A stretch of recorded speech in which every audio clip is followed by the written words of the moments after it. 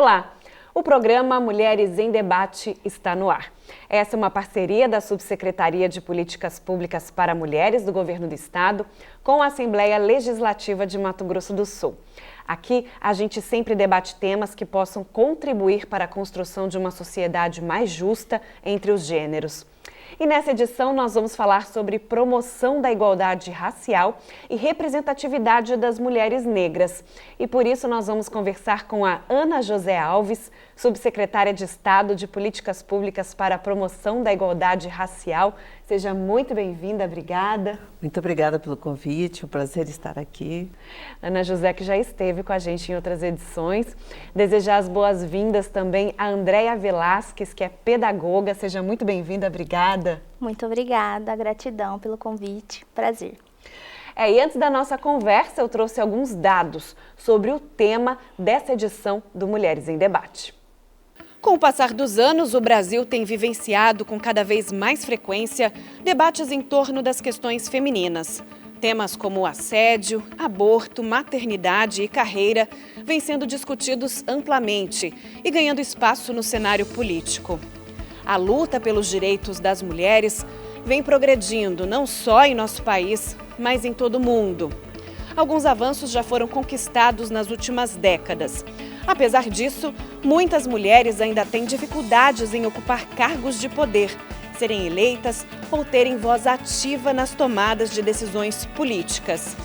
Isso acontece devido à exclusão histórica das mulheres e que reverbera até hoje. Segundo o Interparliamentary Union, o Brasil é um dos piores países em termos de representatividade política feminina, ocupando o terceiro lugar na América Latina em menor representação parlamentar de mulheres. No ranking, a nossa taxa é de aproximadamente 10 pontos percentuais a menos que a média global e está praticamente estabilizada desde a década de 1940. Isso indica que, além de estarmos atrás de muitos países em relação à representatividade feminina, poucos avanços têm se apresentado nas últimas décadas. Esse cenário se observa em todas as esferas de poder do Estado, desde as câmaras dos vereadores até o Senado Federal. Essa taxa de representatividade ainda permanece muito baixa, mesmo em um cenário no qual 51% dos eleitores são mulheres. A subrepresentação feminina na política gera consequências que se refletem principalmente na idealização, construção e execução de políticas públicas que considerem questões do ser mulher. Por um lado, acredita-se que a ausência de mulheres nos cargos de poder não propicia um debate adequado em torno de questões fundamentais, como saúde e segurança pública. Para isso, é necessário que os políticos, os partidos e o Estado se comprometam com uma agenda mais igualitária e que a sociedade civil consiga estimular e exigir uma mudança nesse cenário. Muito bem, então a gente conferiu alguns dados internacionais, colocando aí o Brasil entre os primeiros no ranking na falta de representatividade feminina, principalmente nos espaços políticos, e é por isso que eu quero conversar aqui com a nossa subsecretária para a promoção de igualdade racial, Ana José Alves, justamente sobre a importância de, enquanto mulher, nós termos representantes daquilo que a gente defende, né? Da bandeira que a gente quer levar e do discurso que a gente atua, né? Enquanto mulher, enquanto gestora pública. Nessa questão da representatividade, realmente a gente vem fazendo uma observação, né? Fazendo uma análise, uma avaliação, que nós mulheres, né? Mulheres e todas os seus segmentos, todos os seus recortes, nós temos perdido espaço, né? Então a gente tinha uma representatividade bem maior e já que o assunto é de representatividade principalmente no campo legislativo, né, o último que ocorreu, nós perdemos muito espaço. Tá? Então é um momento para uma reflexão, uma mobilização, articulação para que realmente nós mulheres negras, indígenas, né, rurais, enfim, com deficiência, idosas, por isso que a gente fala, todas as mulheres e seus recortes, né, que a gente realmente recupere e faço uma avaliação, né, melhor, uma análise, para que a gente tenha uma representatividade bastante expressiva. E a gente, nesse mês de julho, aqui no Mulheres em Debate, entramos com esse assunto da representatividade no momento em que a mídia tem noticiado vários assuntos polêmicos envolvendo as decisões da mulher, suas vontades, como essas mulheres lidam com o seu corpo, com as suas decisões. Ser mulher no Brasil, ser mulher no mundo, não parece ser tarefa fácil quando a gente se depara com tantas informações ruins, né? Com tantas notícias tristes. E como é que é ser mulher negra nessa realidade, Andréia? É um desafio, né? Todos os dias, pensar em um espaço onde nós devamos ocupar e mostrar que a gente tem um lugar ali, é muito complicado. Ser mãe, ser estudante, ser filha, né? E ainda mais agora, neste momento, né, de tanto feminicídio, né, estupro, é um desafio a todos os dias para nós.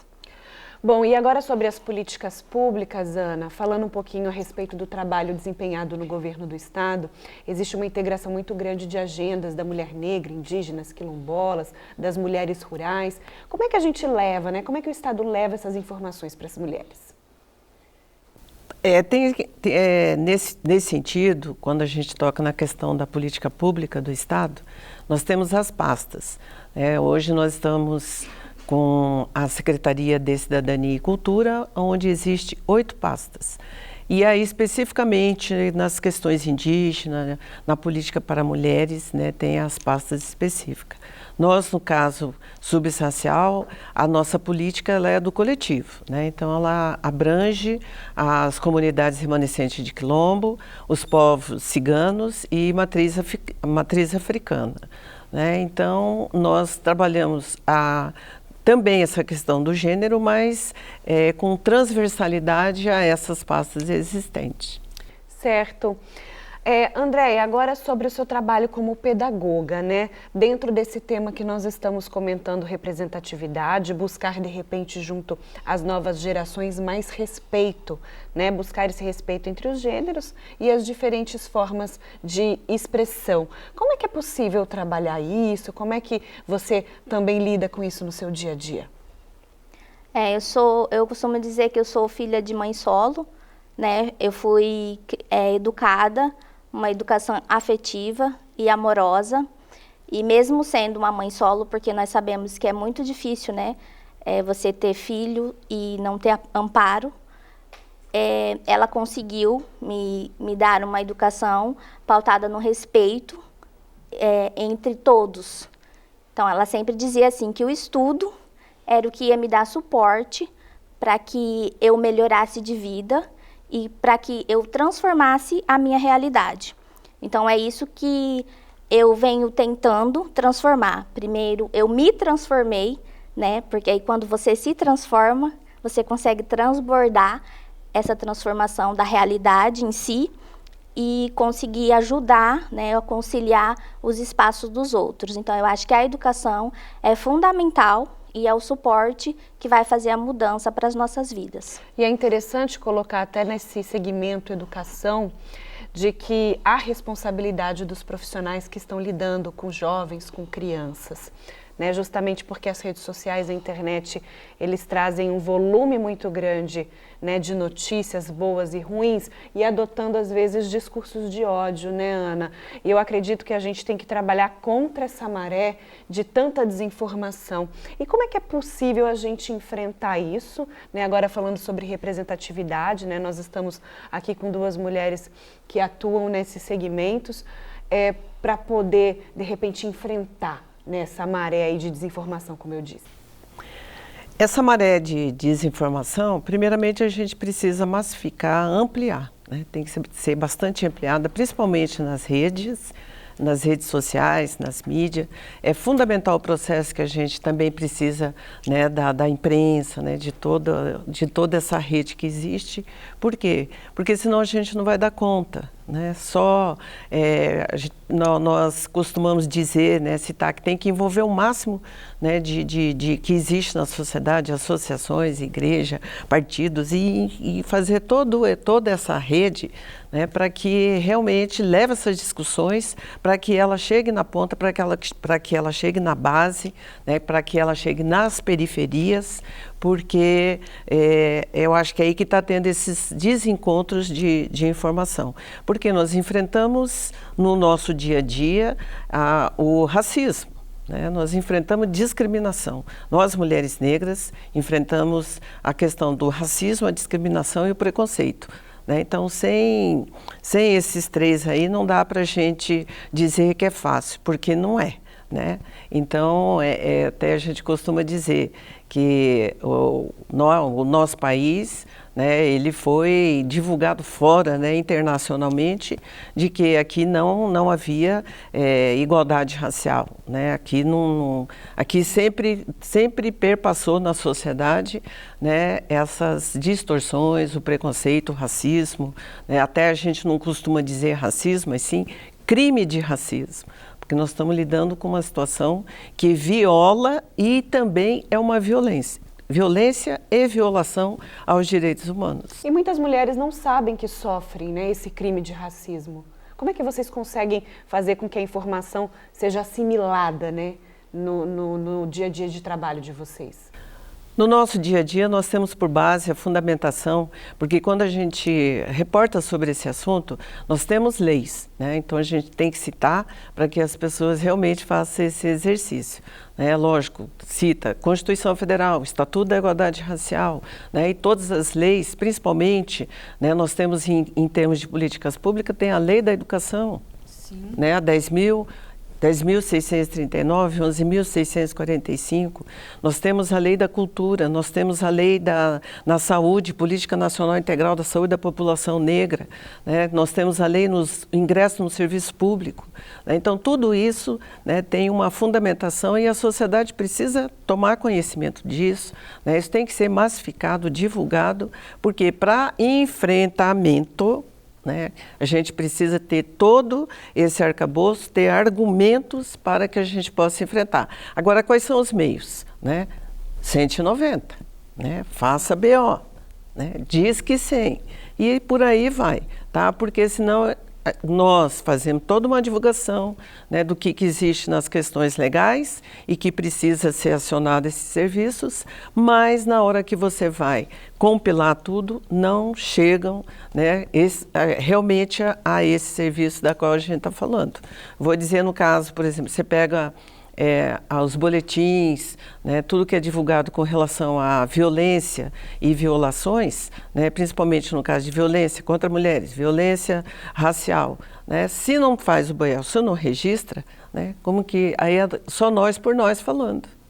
Pois é, e eu até acompanhei vários programas, várias reportagens a respeito do tema, sobre a promoção da igualdade racial. Primeiro, para que os negros eles se reconheçam negros para conseguir combater o crime de racismo. E André, eu gostaria de saber até de você, na sua experiência pessoal, esse reconhecimento do ser negra, né? Ele perpassa por aceitação, né, da cor da pele, do cabelo, das raízes. Eu queria que você contasse a sua experiência também. Você é muito jovem, né? Você trabalha com as escolas. Sim, eu costumo dizer, eu já tive alguns relatos de mulheres, né, meninas que não se reconheciam negras. Tive um relato de mulheres com 40, 35 anos falando: eu vim me reconhecer com tantos anos. Eu nunca tive isso. Eu sempre soube que eu sou negra. Mamãe, Aparecida da Silva Souza, como eu disse, me criou mãe solo, mãe de santo, umbandista. Fui criada nessa raiz de matriz africana. E lá a gente tem ensinamentos, né? E a gente sempre tratou sobre essas demandas. E eu sempre soube que era negra e mamãe dizia assim, para você vai ter que se esforçar o dobro, porque você sempre vai ter que dizer que você é boa naquilo que você faz. E mesmo você sendo boa no que você faz, você vai ter que ser melhor. Porque o racismo tá aí e você vai ter que saber enfrentar. É o desafio da mulher, né? Primeiro a mulher, por ser mulher, tem que mostrar que é melhor. E depois a gente entra com essas segmentações. Eu vou colocar segmentações para o telespectador entender melhor, mas no que diz respeito às minorias mesmo. Sim, aí já vem você ser mulher, você ser negra, né? Então a gente já tem que enfrentar esses debates. Então, eu tendo ciência disso, eu precisava ser forte, né? Precisava ser forte porque a minha mãe me ensinou que eu precisava ser forte. E quando eu despontei para a educação, porque eu fiz pedagogia, foi uma coisa que me apaixonei ali quando eu me descobri tia e eu sabia que eu precisava ajudá-lo, né, a crescer, a se desenvolver. Foi aí nessa parte que eu me descobri que eu gostava de ensinar, né? E quando meu sobrinho nasceu, o Paulo Henrique. E aí me descobri ali e via dentro da sala de aula, quando me tornei pedagoga, não me via nas histórias, não me via nos professores, não me via, né? Era algo estranho, parecia que eu era uma pessoa estranha ali naquele local. Então eu falei, alguma coisa precisa ser feito, né? E depois que me formei, que entrei para a sala de aula, eu resolvi que eu poderia ser princesa. Minha mãe sempre falava que eu era um passarinho, né? O passarinho, porque eu poderia voar. E aí eu falei, vou ser princesa. Um dia peguei o vestido de formatura ali, que era o mais que se aproximava, né, de uma princesa. E aí eu já usava turbante, essas coisas. Ainda o cabelo não era esse cabelo lindo que está aqui, mas fui me adequando ao que mais se aproximasse das nossas raízes, né? Então, fiz o turbante lá da princesa, me vesti com o vestido de formatura e cheguei para me apresentar para a sala. E aí eu me vi, aquela criança que nunca tinha me visto, nos olhos dos meus alunos. E aí eu falei, eu preciso continuar fazendo isso, né? Porque era isso que faltava na minha infância. E a imagem ajuda muito, né, a criança a decodificar o seu pertencimento. Então, foi a partir daí que eu resolvi ser a Preta Princesa. Só deixando aqui o registro de que as fotos da Preta Princesa estão aparecendo aí na nossa tela. São a Andréia, da Andréia, que está aqui participando com a gente. E sobre essa questão do reconhecimento do ser negro ou negra, o que mais te chamava a atenção no relato das meninas? Acho que o que mais dói, machuca, né, é a questão do cabelo, né, para a mulher em si. O cabelo é uma questão que machuca muito, porque você passa por uma transição, fere, né, o cabelo em fazer química, em chapar, alisar. Então, assim, dói mesmo, como se fosse um machucado, fere, né? E você fazer essa transformação do cabelo, né? Eu fiz essa transformação. E a família, isso é uma cultura, né?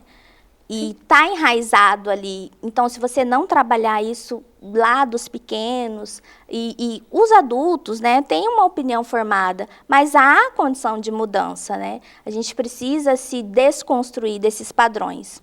Então, o cabelo é o que mais pesa para a mulher, né? Porque é uma identidade nossa, né? Sim. E o cabelo, a cor, não tem como você mudar a cor, né? O cabelo você pode mudar. Pode colocar peruca, se quiser alisar, alisa, se quiser deixar natural, pintar, sim. Mas a cor, como que eu vou mudar minha cor? É impossível, né? Eu nasci assim, então eu preciso me reconhecer enquanto fui formada e aprender a lidar com isso e fazer as pessoas entenderem que eu tenho os mesmos direitos. Certo. E até no que diz respeito à representatividade, Ana, a gente fala muito sobre heranças culturais. E eu particularmente não gosto, porque quando a gente tem acesso à informação, como agora em pleno século XXI, né, a era das mídias digitais, a era do computador, a era em que estamos todos conectados com o mundo, sim, né, a gente vir aqui falar de cultura, nós chamarmos a mesinha de criado mudo, falar que alguém está denegrindo a imagem do outro. Então, assim, tem linguagens que vêm, né, de gerações, que são passadas por gerações e que, aos poucos, a gente está vendo que está errado, né, que a gente não pode usar determinadas linguagens, determinadas frases, determinados tipos de jargões que são ofensivos, né? Foi muito ofensivo no passado, continua sendo ofensivo hoje. E aí a representatividade, eu acredito que ela entra um pouco para fortalecer as políticas dentro daquilo que a gente quer combater, né, que é o crime de racismo. E eu gostaria até que você comentasse com a gente sobre isso, né? Nos dias atuais, não é mais desculpa eu dizer que é cultural, que é geracional, continuar usando expressões, jargões, me referindo a outras pessoas de forma que todos já sabem que é ofensiva. E precisa tomar, a sociedade precisa tomar consciência, né, e conhecimento, né, dessas situações de linguagens, porque o racismo ele é muito sutil, né? Ele tem uma sutileza, né? Ele é cordial, né? Ele é muito cordial. Às vezes uma então, ele vai através do quê, né? Quais são as formas que acontece? Então, ele acontece através de piadinha, de deboche, de risadinha, né? Então, né? Agora não pode mais falar isso, não pode mais falar aquilo, né? Que para nós, dentro dos estudos e dentro dos conceitos, são estereótipos, né? Que demarcam o racismo. Né? Então, aí no caso, por exemplo, não é o bolo, vamos dar um exemplo aqui, o nega maluca, né? Então é bolo de chocolate, né? Então aprenda aí, é bolo de chocolate, cita, não é nega maluca, né? Então aí ainda escutamos, né? Até ontem eu estava lembrando que eu falei, nossa, de tanto nós ficarmos ali denegrir, é tornar negro, mas devido ao tom, né, do qual é citado, o tom do qual é falado, né, então remete, né, a um racismo.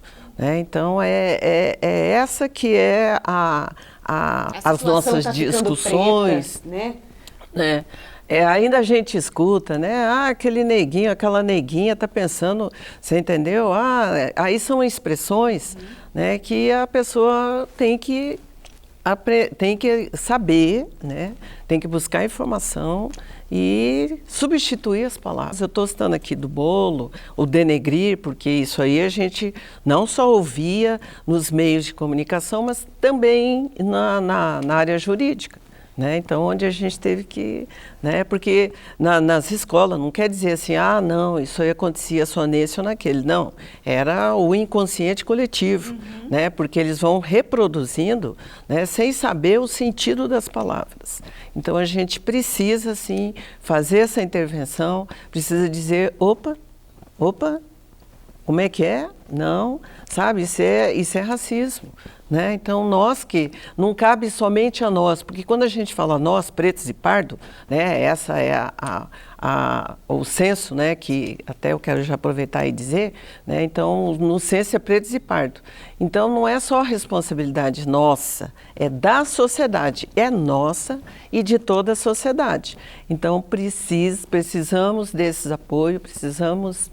Né, de todo esse envolvimento para que, né, a gente realmente, né, qual é a nossa pretensão? Uma sociedade que tenha os direitos iguais, né? Sim. Que tenha uma equiparação, né, desses segmentos ditos minoritários. E é por isso que é importante representatividade, né, não apenas de mulheres, mas, né, de todos, para que a gente consiga levar essa informação e transpor essa barreira que é cultural e que agora já não tem mais desculpa. Eu acho que a cultura, né, geracional, aquilo que ficou para trás, já não é mais desculpa para que a gente ainda tenha atitudes e use linguajar, né, como esse como a gente diz, aqui. Né, desculpa é muito pouco. A gente tem conhecimento, né? Já. Você ia falar, Andréa? É animalizar, né, o corpo negro é uma coisa que não tem por que mais fazê-lo, né? A gente precisa ter consciência e respeito pelo outro. Né? A gente gosta tanto de cachorro, né? Gosta tanto... E aí quer pregar uma coisa para o negro, né? Animalizando. Então, eu acho que o respeito cabe em todas as circunstâncias. E em relação agora a essa questão das eleições, né? Que nós estamos num ano de pleito eleitoral, né? Vamos eleger aí candidatos para as esferas estaduais e federais. É importante que essas bandeiras sejam levadas e que esses públicos eles tenham seus representantes também. É necessário, né? Muita gente, até em relação a isso, existe a polemização.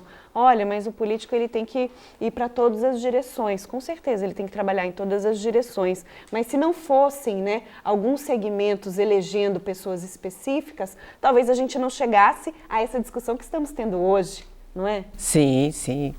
Teria que ter uma consciência, né? Já a consciência de que todos esses segmentos ditos, né, minoritários, eu quero frisar muito bem isso, que ele seja incorporado naturalmente na sociedade. Por quê? Porque é uma sociedade com todos esses segmentos, né? Nós queremos respeito às diferenças. Né? Primeiramente, respeito às diferenças. Somos pretos, pretas, população negra, né? Somos maioria, né? Até vai ter censo do IBGE no ano de 2022 e as pessoas, né, provavelmente há uma estimativa que seja acima de 70%, né, de brasileiros pretos e pardos, assim como o Mato Grosso do Sul, né, também tem essa estimativa. Então, como somos maioria, né, nós somos maioria, né, mas não somos respeitados em nossos direitos. Então, onde a gente tem que estar fazendo essa intervenção para que a sociedade incorpore e nos respeite. Só isso. Bom, Andréia, e para a gente finalizar agora contigo, falando também sobre representatividade nesse ano, né, de 2022, de que forma você se sentiria representada, sabendo do importante trabalho que você desempenha na educação? Eu gostaria que nós estivéssemos em todas as pautas: educação, saúde, lazer, prazer, alegria, tudo. A gente tem que estar em todas as pautas. Como a Ana disse, nós somos maiorias. Então, nós não podemos ser deixados de lado, né? Educação, principalmente, é uma das minhas pautas que eu gostaria, como eu estou indo em busca desse processo de formiguinha, a Ana disse sobre as leis, né? Nós temos as leis aí e essas leis precisam estar nesses espaços respeitadas para que nós possamos integrar, né, em todas essas instâncias. E esse processo de educar tem que estar em todos os lugares. A educação precisa chegar, tá na escola de acordo com as necessidades de cada um, né? Então, o nosso povo clama por isso, né? Nós somos muitos e a gente precisa dessa chamada, né, da política, né, com as políticas públicas. Então, eu acho que o primordial para a gente é a educação. Com certeza. Bom, nosso tempo, infelizmente, chegou ao fim. Eu quero agradecer a participação da Ana José Alves, subsecretária de Estado de Políticas Públicas para a Promoção da Igualdade Racial. Obrigada mais uma vez, seja sempre bem-vinda aqui ao nosso programa. Nós colocamos à disposição, né, sempre que nos der essa oportunidade, estaremos aqui com o maior prazer e qualquer dúvida, nos procure. Estamos na Rua Fernando Corrêa da Costa 559, no antigo prédio do Fórum, né, como é conhecido. Estamos lá no 4º andar e estamos aí para fazer a divulgação, aproveitando esse momento, e que nos procurem. E agradecer também a pedagoga Andréia Velasquez, dividir um pouquinho dessa história com a gente, gostamos muito. Seja sempre bem-vinda também. Eu que agradeço o convite e estou aí nas redes como Andréia Velasquez, a Preta Princesa, lutando pela nossa cultura. E o programa Mulheres em Debate fica por aqui. Obrigada mais uma vez pela sua companhia. Não deixe de compartilhar o nosso link do YouTube com seus amigos e familiares. Basta pesquisar pelo nosso programa no canal da Assembleia Legislativa de MS. Siga nossas redes sociais, Instagram, Facebook e Spotify, além, é claro, de conferir toda a programação da TV Alemes no canal 9 da NET. Mais informações também estão disponíveis nos canais da Subsecretaria de Políticas Públicas para Mulheres de Mato Grosso do Sul. Até a próxima!